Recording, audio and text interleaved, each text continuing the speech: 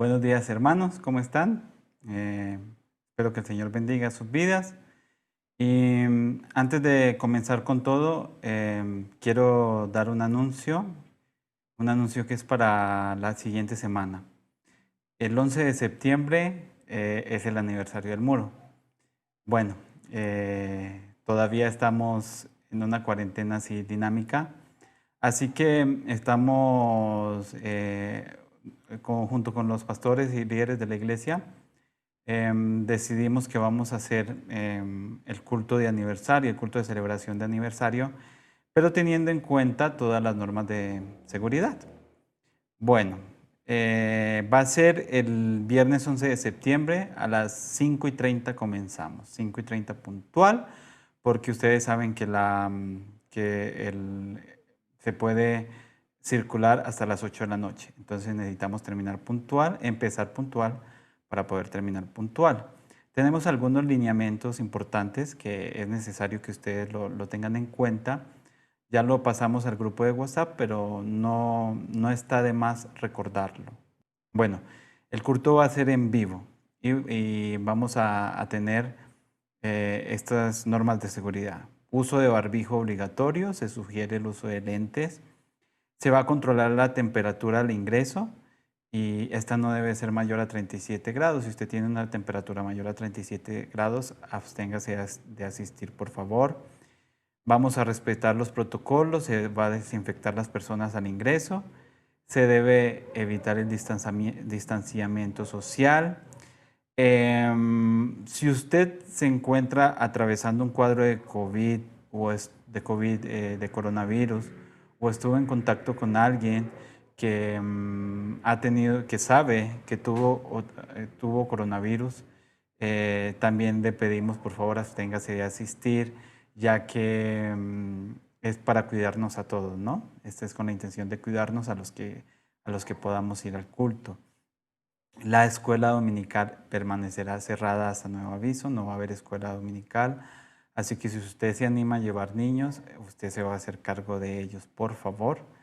Y el culto se va a transmitir en vivo para las personas que no puedan asistir. Sabemos que hay algunas personas que por trabajo o tal vez por precaución dicen, no, yo todavía mejor no, mejor me quedo en mi casa. Entonces va a haber esa opción de que el culto se va a transmitir por la página de Facebook.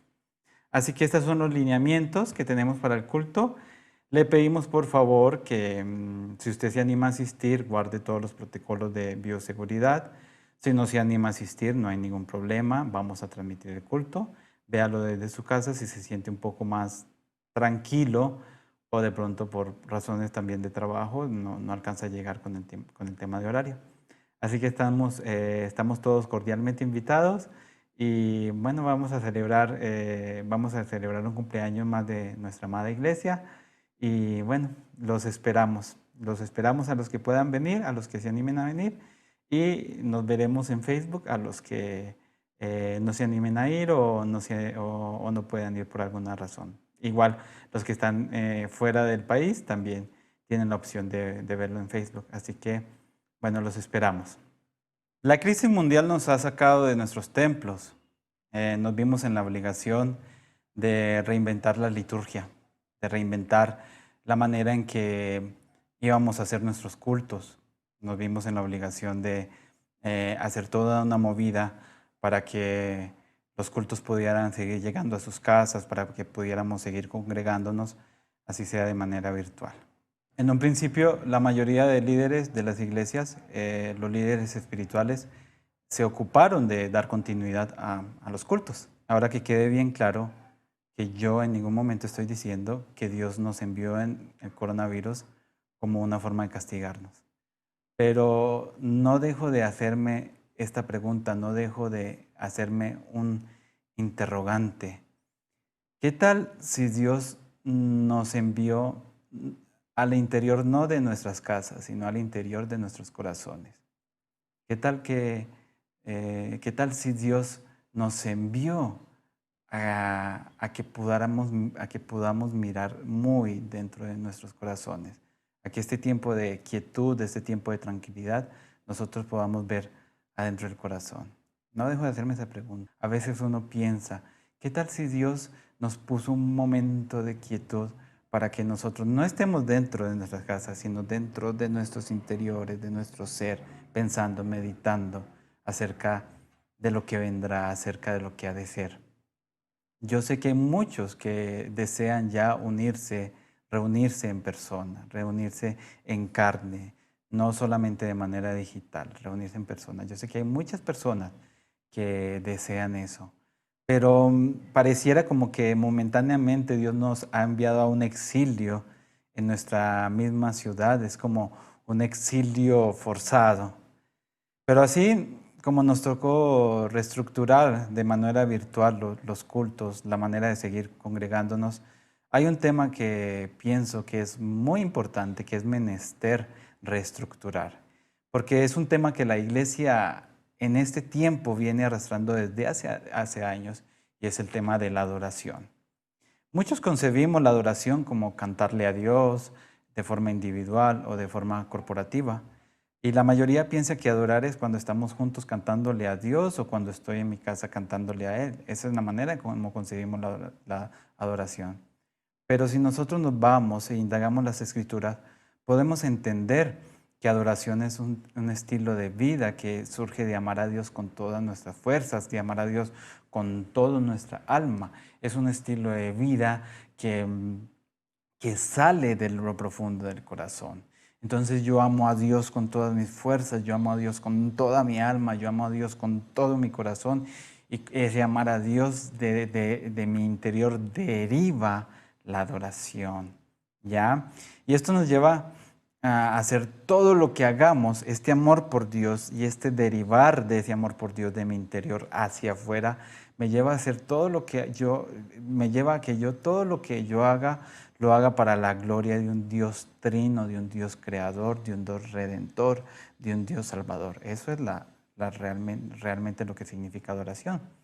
Es poner en palabras y en acción todo el honor, la reverencia, la gloria, la alabanza, la acción de gracias, acompañada de una sumisión gozosa y una total obediencia y un servicio reverente como expresión a Dios por todo lo que Él es y todo lo que ha hecho, todo lo que Él es, toda su esencia, ese Dios, esa esencia, más todo lo que ha hecho por mí, como el haberme salvado, ¿no?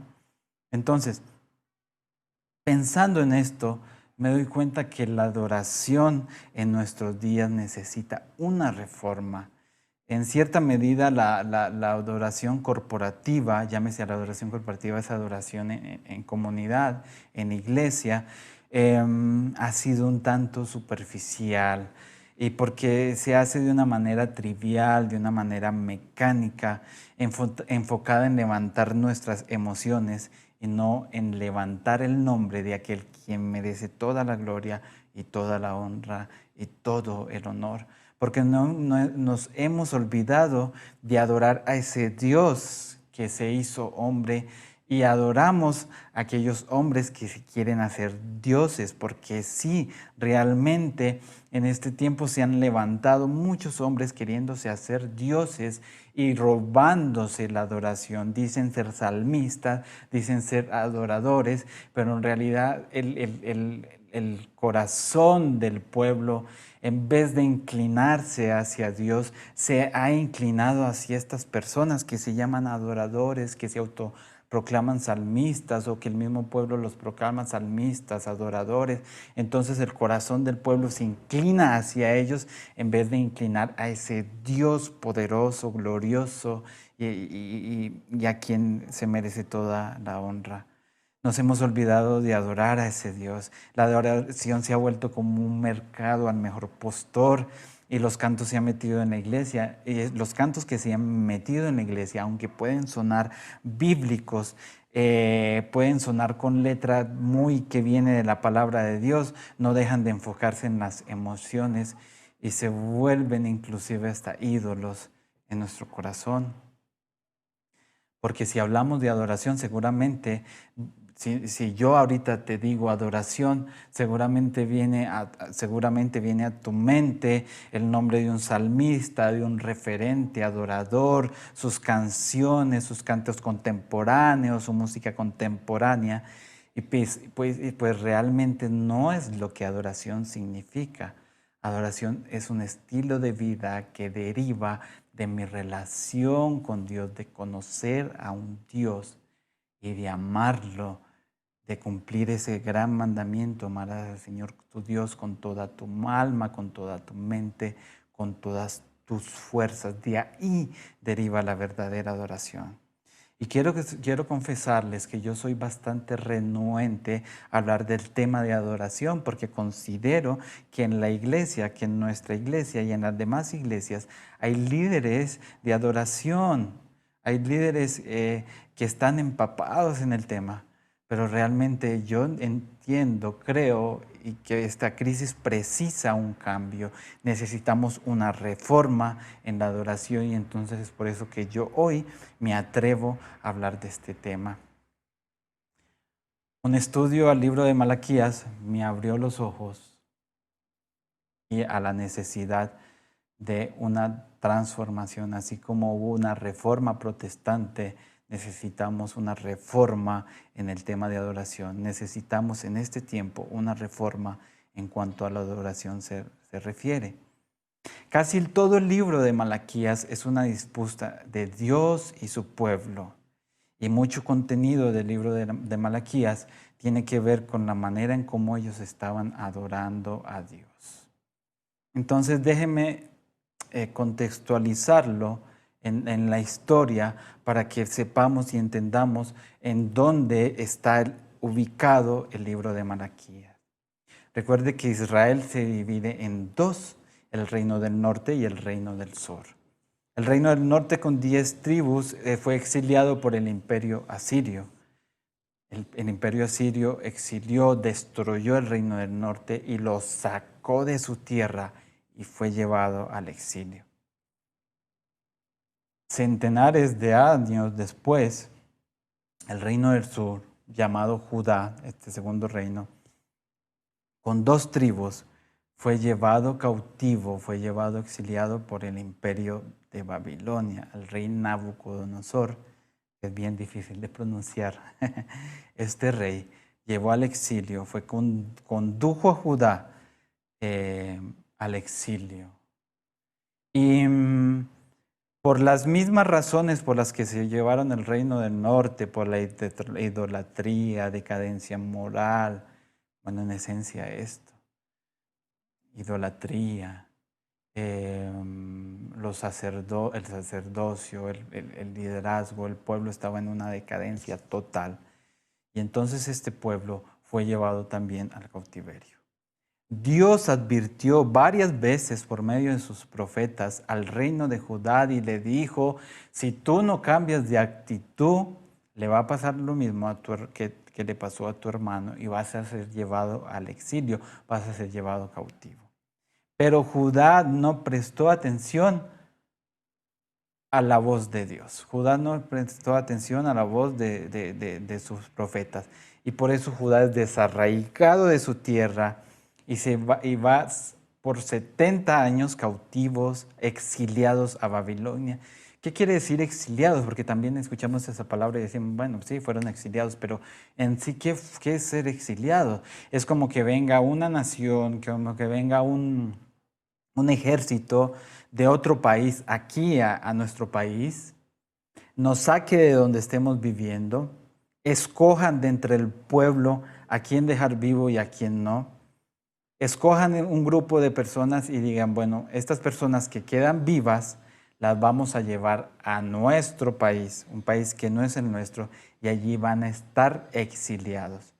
Entonces nosotros, los que quedamos vivos, los que tuvimos la suerte de quedar vivos, fuimos llevados como un secuestro y estuvimos allí por 70 años en un país que no era nuestro, en una tierra que no era la nuestra, en una cultura que no era la nuestra, por 70 años.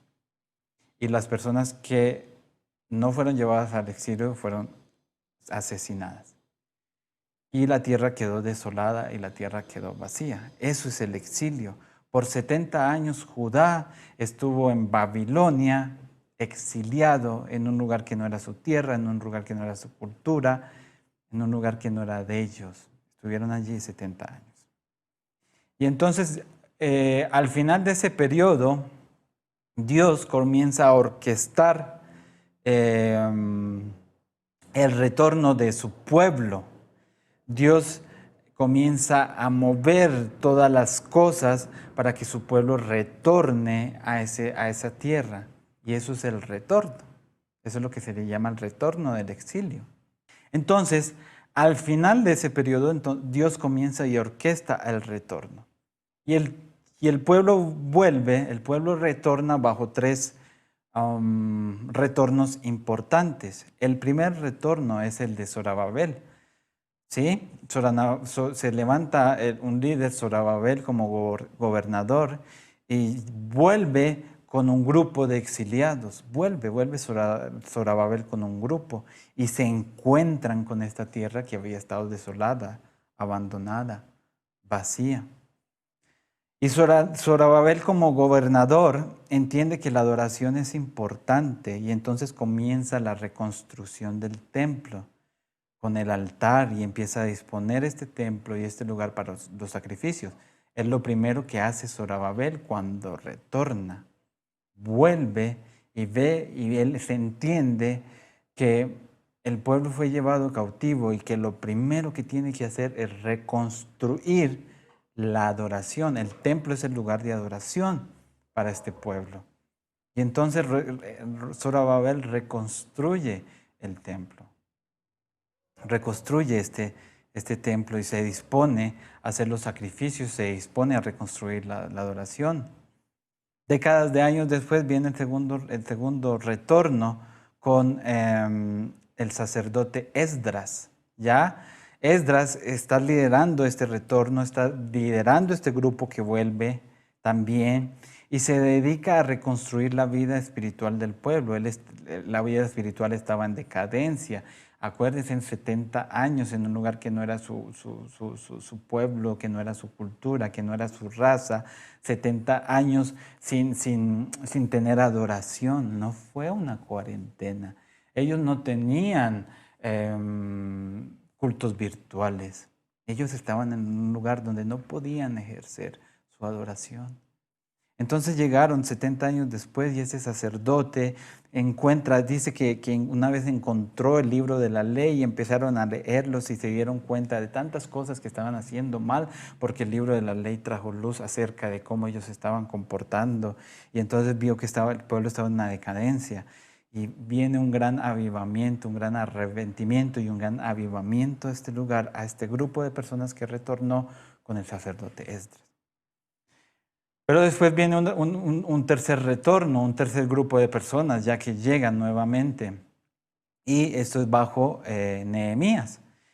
Y Nehemías llega a este lugar y se propone a reconstruir las murallas porque él se da cuenta que Jerusalén estaba altamente vulnerable y reconstruye las murallas para tener una seguridad. Ya las murallas que había dejado destruido este rey.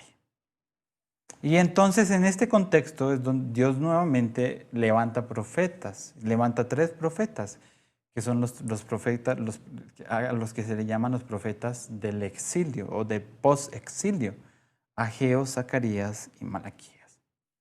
Entonces Ageo y Zacarías fueron levantados en el primer retorno. Recuérdese que llegó Zorobabel y empieza a reconstruir el templo. Entonces Ageo y Zacarías se levantan en esta época y empiezan a profetizar y empiezan a decirle a la gente, sí, vamos para adelante, vamos a seguir reconstruyendo, vamos que se puede, el templo necesita ser reconstruido y empiezan a dar ánimo al pueblo que por ocasiones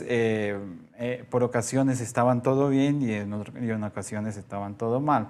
Estaban bien de ánimo y otra vez mal de ánimo. Se bajoneaban, las cosas les iban bien, se bajoneaban, las cosas les iban bien, se bajoneaban, pasaban cosas. Y entonces estos profetas, Ageo y Zacarías, entonces les infundían ánimo, les decían, vamos para adelante, vamos que todo bien, vamos que puede. ¿Ya? Hay quienes dicen que Malaquías está antes de Esdras y hay quienes dicen que está después, ¿no? Que estuvo antes de Esdras y profetizó. Y, bueno, sea antes o después, Malaquías ve que el pueblo vuelve a una normalidad. ¿Y qué es lo que queremos que no pase ahorita? Que nosotros estamos volviendo de este pequeño exilio, le llamo yo, ¿no? El pueblo regresó 70 años después, pero rapidito se olvidó las razones por las que fueron al exilio. Y aquí es donde aparece, aparece Malaquías, ¿ya? La apostasía, la corrupción de los sacerdotes, la decadencia moral, la idolatría, que en 70 años uno pensaría que era suficiente para curar este mal. No fue suficiente, ¿ya? Y como les digo, nosotros en este tiempo estamos viviendo un pequeño exilio.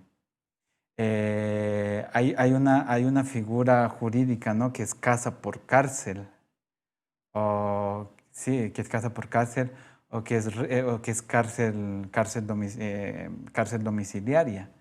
Entonces, como si nosotros estuviéramos viviendo un exilio domiciliario. Dios fue un poco más misericordioso con esta generación y no la sacó del todo, sino que la sacó a un exilio domiciliario, con un poco más de misericordia. ¿Ya? Y el exilio de este pueblo fue 70 años, el de nosotros ha sido corto. Yo creo que no sé si la cuarentena alcance a durar un año completo, pero ya estamos prontos, ya estamos saliendo, ya vemos que se aproxima la vacuna y creemos que tampoco va a ser tan largo la espera, no va a ser de 70 años. Y este exilio no fue a otra nación, a otro pueblo, fue un exilio más bien domiciliario, como una casa por cárcel. ¿Ya?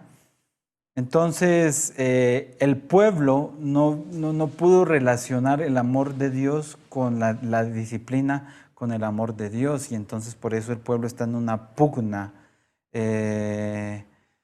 Dios habla y el pueblo responde, Dios les dice y ellos están a la defensiva. Hay como esa pugna de como si hubiese un juicio donde Dios dice y ellos responden, y Dios dice y ellos responden.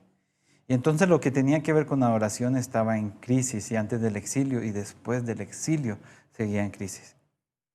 Y en la verdadera adoración no puede haber una disociación entre la manera como yo vivo y la manera como yo canto. Y esa es la crisis, que muchas veces uno canta algo, pero vive algo totalmente diferente a lo que canta. Porque estamos cantando cosas que realmente no vivimos. Y por eso hay una crisis, hay una disociación. Y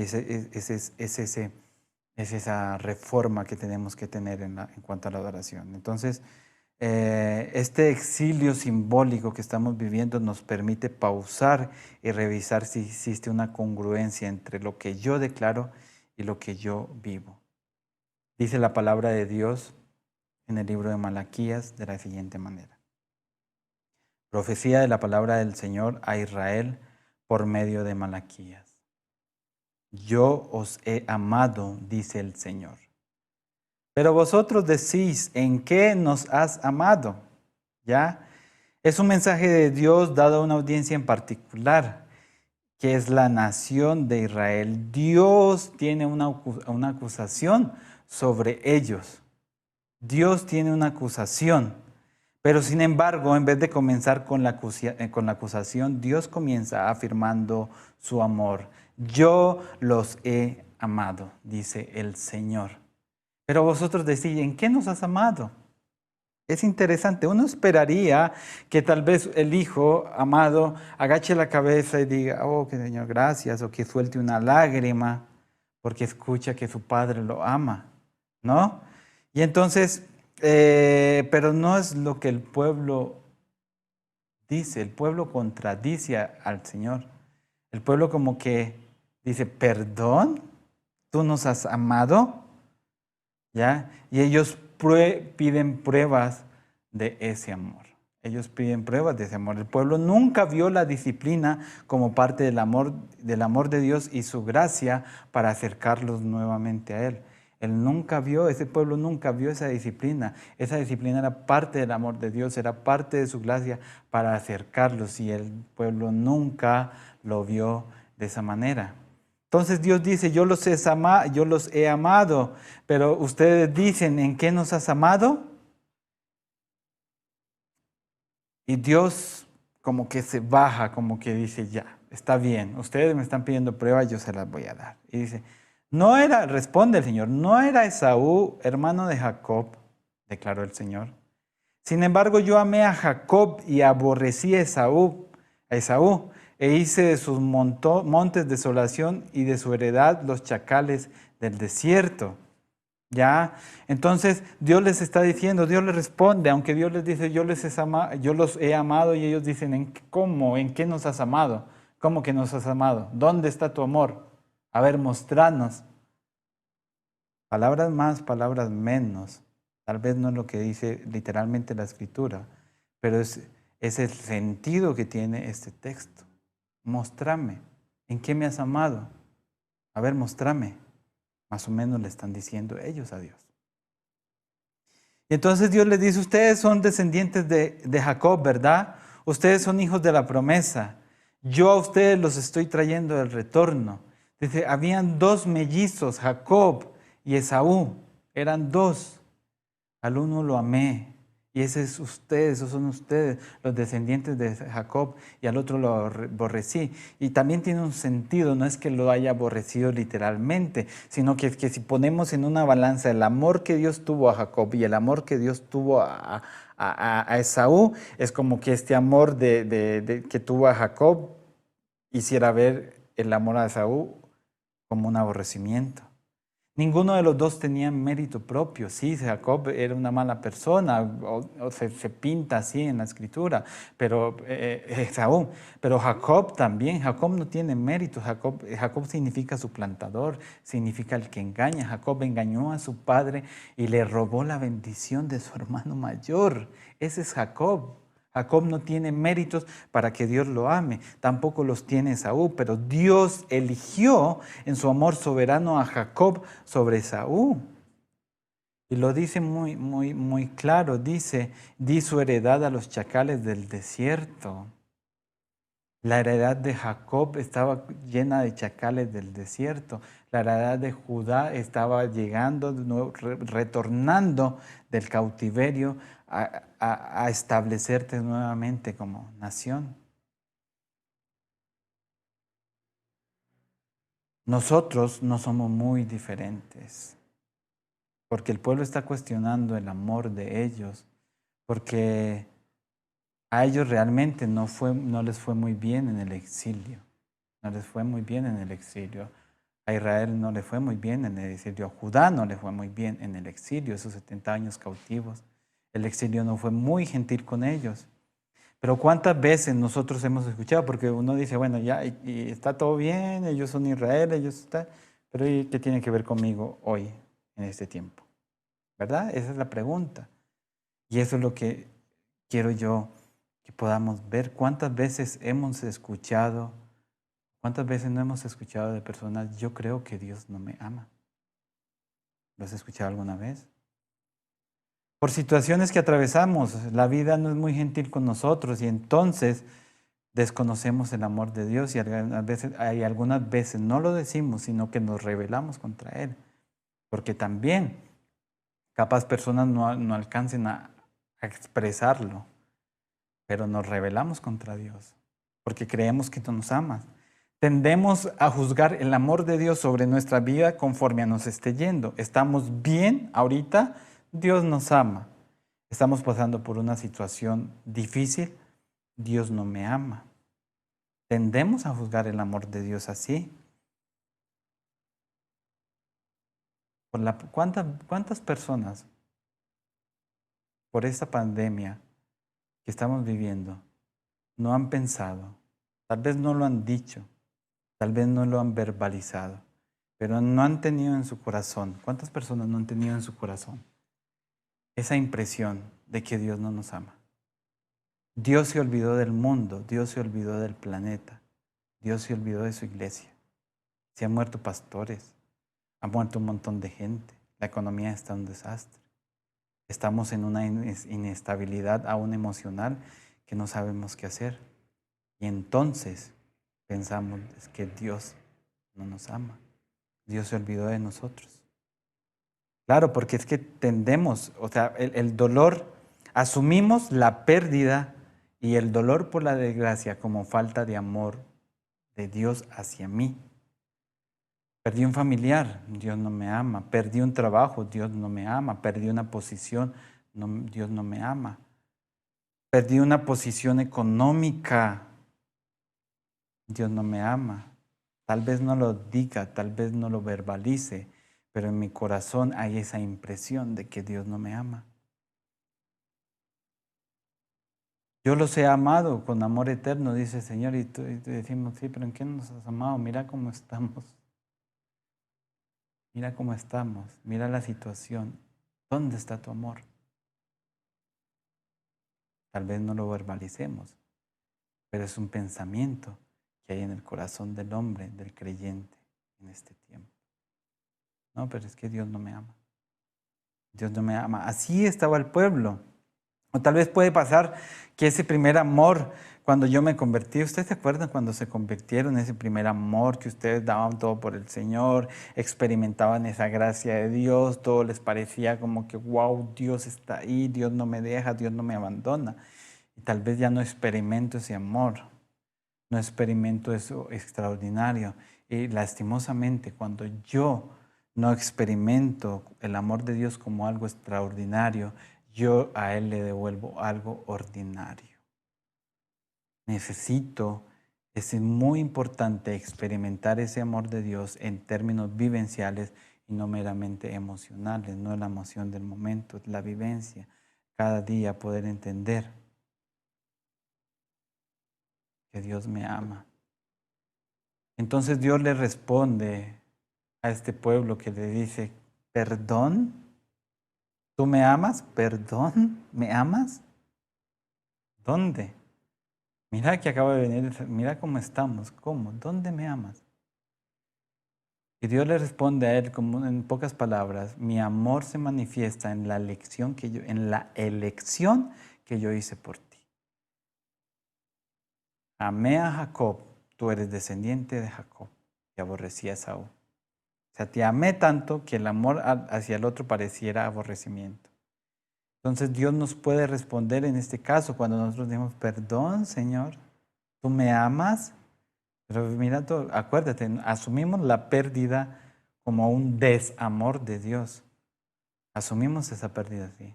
Entonces nosotros podemos decirle, Señor, perdón, ¿dónde está tu amor? Dios responde, mi amor está en que te elegí, te salvé. Te he puesto acá, te he rescatado de las tinieblas, te he pasado a la luz. Y te espera una eternidad conmigo. Tienes esperanza. Ahí es donde te ha puesto mi amor. Sigue diciendo el Señor, el hijo honra a su padre y el siervo a su señor. Pues si yo soy padre, ¿dónde está mi honor?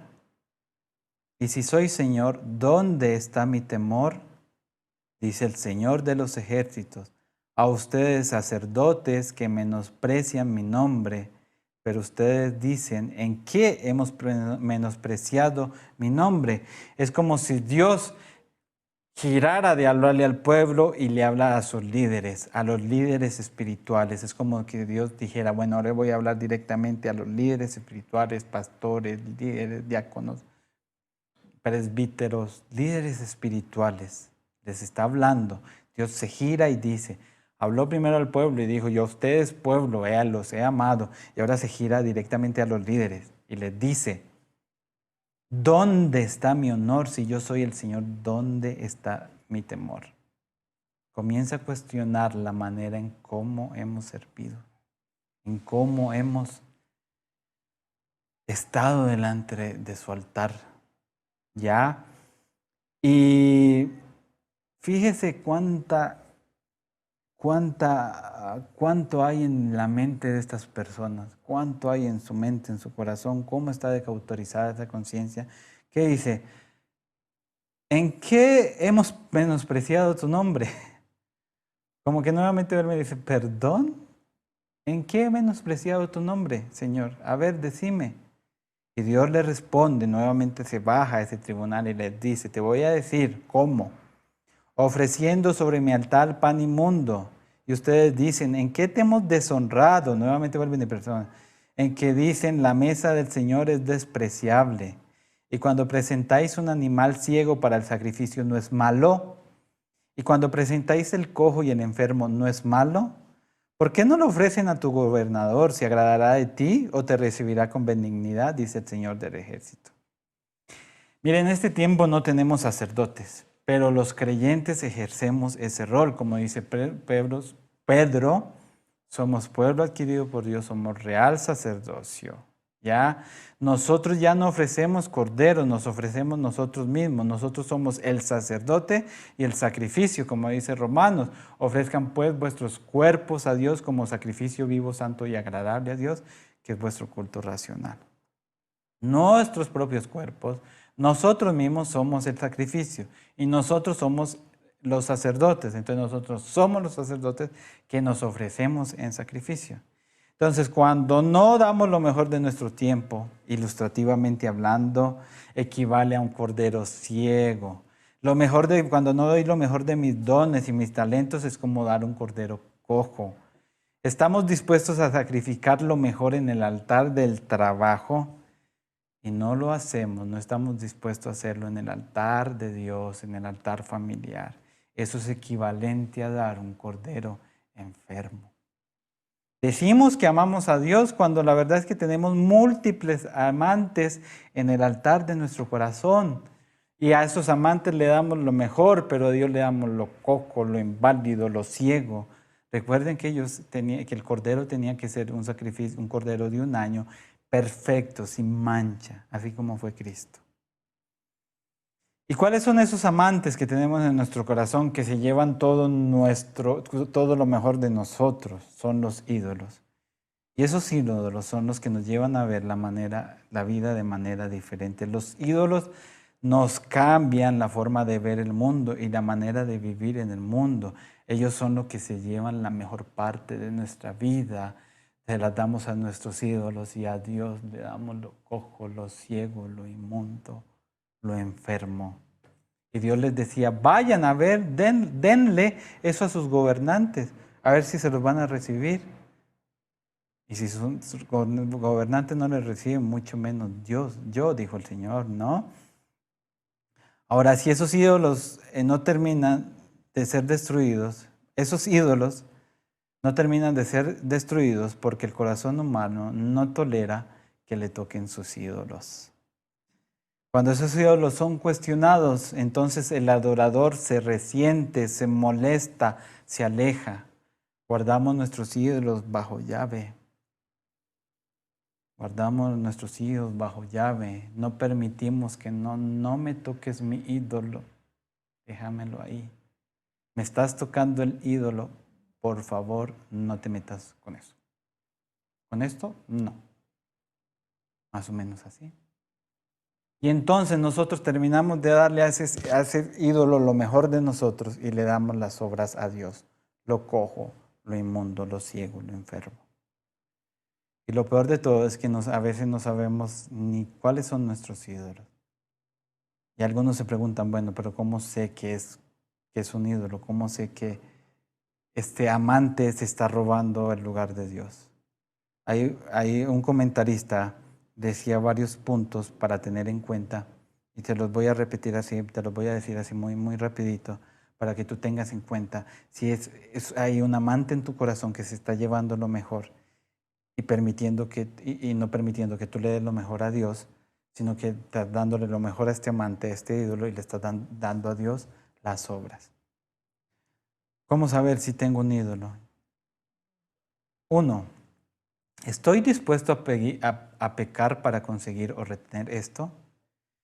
Si esto que yo tengo, sea una cosa, un lugar, una posesión, una persona, yo estoy dispuesto inclusive a pecar para que no se vaya o para conseguirlo, entonces es un ídolo. Si tú estás dispuesto a pecar por esta situación, persona, circunstancia, cosa, propiedad, persona. Si tú estás dispuesto a pecar por eso, entonces es un ídolo. Ahora, esta cosa, persona, situación, circunstancia, ¿me da sentido o valor a mí? ¿Me da valor o importancia? ¿Esto es lo que me valora? ¿Esto es lo que me da importancia? Es un ídolo, es un amante en tu corazón. Me irrito cuando alguien me habla de esto. Me irrito cuando alguien me dice algo mal de este ídolo. Persona, razón, circunstancia, cosa, propiedad. Eso es otra cosa. Otro punto. ¿Es lo que necesito para sentirme seguro? ¿Me siento seguro? ¿Necesito esto en mi vida para sentirme seguro? ¿Estoy dispuesto a sacrificar relaciones para no perderlo o defenderlo? Tú puedes sacrificar tu familia, tus hijos, tus relaciones personales, amigos. O sea, te quedaste sin amigos porque quieres defender ese ídolo, esa cosa, esa. Todos te dicen, no está mal, mira, fíjate, ten en cuenta, ten cuidado. Tú te vale y dices, bueno, prefiero perder un amigo a perder este ídolo. Sacrificas amistades. Estás solo en tu vida porque estás con ese ídolo ahí bajo llave en tu corazón que no lo quieres dejar salir.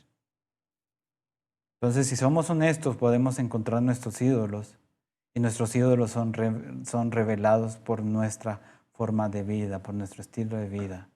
Nuestro estilo de vida revela los ídolos que tenemos.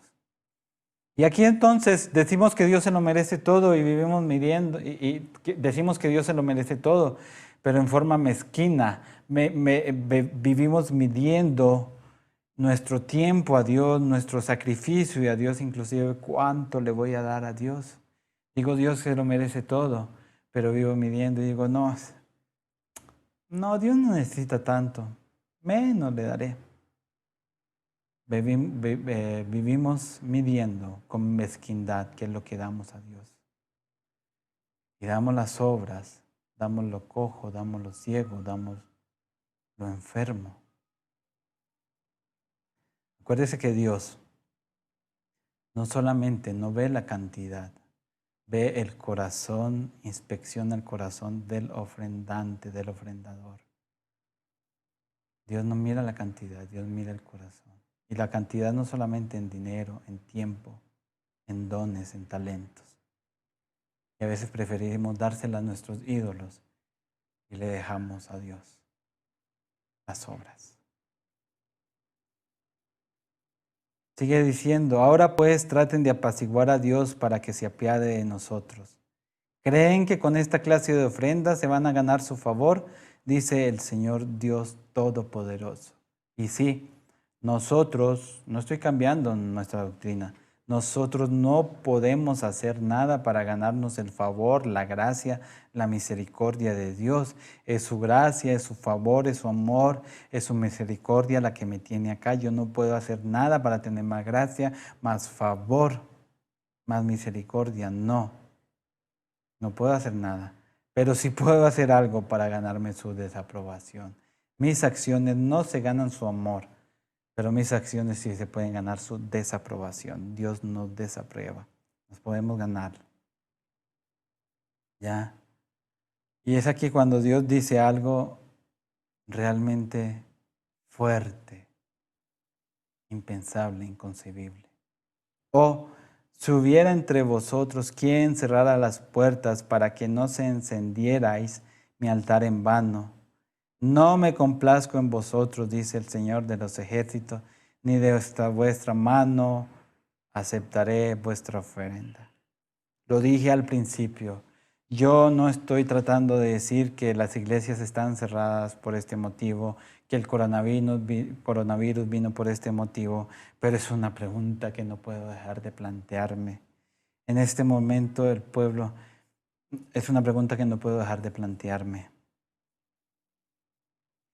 ¿Será que Dios pudiera preferir las iglesias cerradas a que sus hijos le ofrezcan adoración que no le da la gloria? ¿Será que Dios permitió que pastores se callen, prefirió a que los pastores estén callados a que estemos predicando con estilos de vida incongruentes a nuestra predicación, incongruentes con la palabra predicada, expuesta. ¿Será que Dios permitió que ministerios se callaran porque está harto de que esa adoración a las que ellos dicen llevar al pueblo es una adoración viciada, es una adoración, son ofrendas de lo cojo, de lo ciego, de lo enfermo? Yo no estoy diciendo, vuelvo y lo repito, que esto es porque Dios nos está castigando, pero es algo que no deja de inquietarme. ¿Será que Dios prefirió callar ministerios? ¿Será que Dios prefirió callar cultos, congregaciones y decir, cállense, no me adoren más porque no estoy podrido de su adoración, que es una adoración con ofrendas enfermas? Qué importante podernos pensar eso y decir, Señor, necesitamos ser congruentes la palabra que predicamos con el estilo de vida que llevamos, la oración que elevamos, los cantos con lo que vivimos. Dios mío, Señor, tenga misericordia de un pueblo, Señor, tenga misericordia de esa iglesia y podamos ser una iglesia que ofrende y dé verdadera adoración a Dios. Una iglesia que tenga destronados los ídolos de su corazón, pueda darle lo mejor de lo mejor a Dios. Porque en ese momento el pueblo no estaba adorando ídolos paganos. Eso fue algo que dejó de suceder. Con el cautiverio ellos ya no había más Baales, ya no había más esos ídolos de arcilla que levantaban e inclusive ofrecían a sus hijos de ahí. Pero había ídolos en los corazones. Dice, porque desde la salida del sol hasta su puesta, mi nombre será grande entre las naciones, y en todo lugar se ofrecerá incienso a mi nombre y ofrenda pura de cereal, pues grande será mi nombre entre las naciones, dice el Señor de los ejércitos. Pero vosotros lo profanáis cuando decís, la mesa del Señor es inmunda y su fruto, su alimento es despreciable.